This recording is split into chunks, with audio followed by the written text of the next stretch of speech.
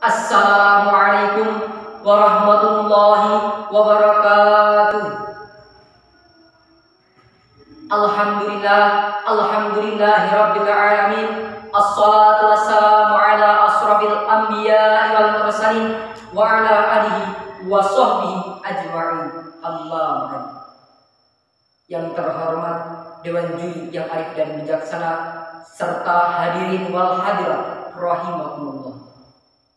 Pertama-tama dan yang paling utama, marilah kita panjatkan puji syukur kehadirat Allah Subhanahu wa taala di qaulina alhamdulillah. Salawat serta salam semoga tercurahkan kepada junjungan kita, yakni habibana wa nabiyyana wa maulana Muhammad sallallahu alaihi wasallam, yang kita nantikan syafaatnya kelak di yaumil akhir. Amin ya rabbal alamin. Hadirin wal hadirat rahimakumullah. Generasi muda adalah salah satu kekuatan bagi suatu umat atau negara. Untuk melihat nasib masa depan sebuah negara ialah dengan melihat generasi muda saat ini. Jika generasi mudanya baik, maka baiklah masa depan sebuah negara tersebut. Oleh karena itu, pantas bila para pemuda dan para remaja merupakan salah satu penentu maju dan mundurnya suatu negara. Lalu bagaimana perkembangan para pemuda generasi penerus bangsa pada saat ini? Kita lihat pada zaman dahulu banyak pemuda muslim yang tampil dengan keberanian dan kegagahnya untuk berjihad di medan perang. Inilah pemuda yang diharapkan Islam bukan hanya sekedar mengikuti arus perkembangan zaman, namun juga mampu bersaing melawan zaman itu sendiri agar hidupnya tidak mudah goyah dan tetap berpegang teguh kepada Al-Quran. Maka dari itu, pada kesempatan kali ini saya akan menyampaikan pidato yang membahas tentang eksistensi pemuda di tengah gempuran perkembangan teknologi. Jeff Zaleski, seorang pakar komunikasi dunia, dalam bukunya Spiritualitas Cyberspace mengatakan, dewasa ini perkembangan dunia informasi dan komunikasi telah mencapai tahap yang mencengangkan. Konsekuensinya, satu sisi melahirkan nilai-nilai positif dan mampu mengangkat taraf hidup manusia. Namun di sisi lain, perkembangan informasi melalui media cetak maupun elektronika jika tidak dibingkai dengan nilai agama, hanya akan melahirkan keresahan, kerusakan, bahkan kehancuran bagi manusia. Hadirin wal hadirat rahimakumullah. Kekhawatiran Zaleski tersebut kini kian terbukti. Kita perhatikan budaya barat atau peradaban jahiliyah kini kian menggerogoti mental pemuda Indonesia, merajalela melalui media dan elektronika. Tidak sedikit tayangan-tayangan bersifat pornografi, bahkan kekerasan dan sadis semakin merajalela. Akibat dari konten-konten yang tak berlandaskan moral tersebut, tidak sedikit para remaja yang terbius dengan budaya pacaran, free sex, bahkan kumpul kebo.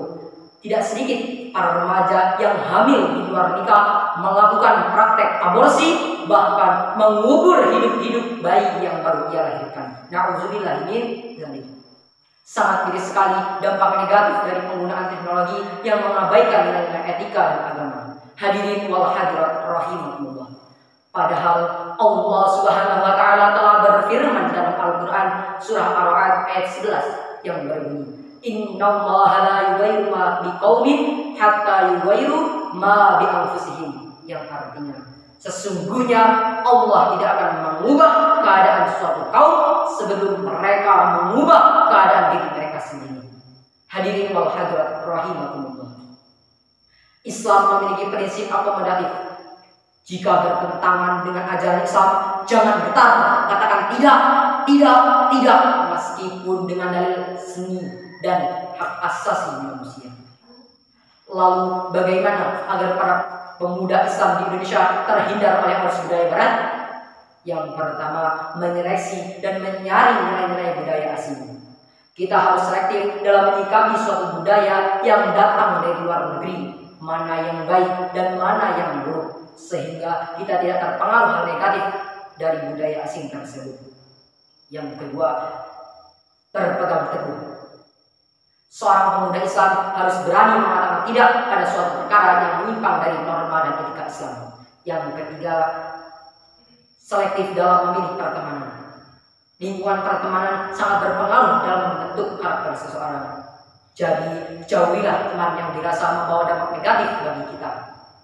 Jikalau hal tersebut yang kita aplikasikan, insya Allah konten-konten yang mengabaikan nilai-nilai etika dan agama akan melahirkan konten-konten media sosial yang siap menjadi wadah akhlakul karimah dan menjunjung tinggi kebudayaan Islam.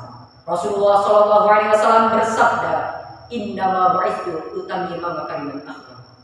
Sesungguhnya aku diutus oleh Allah Subhanahu wa taala untuk menyempurnakan akhlak. Dari hadis tersebut maka dapat kita simpulkan bahwa saat ini eksistensi pemuda sangatlah berperan penting dalam perkembangan teknologi. Umat Islam membutuhkan pemuda yang siap menjadi sumber pengelola informasi, menjadi maslahat dan manfaat di dunia sampai di akhirat. Amin ya rabbal alamin. Mungkin hanya ini yang dapat saya sampaikan.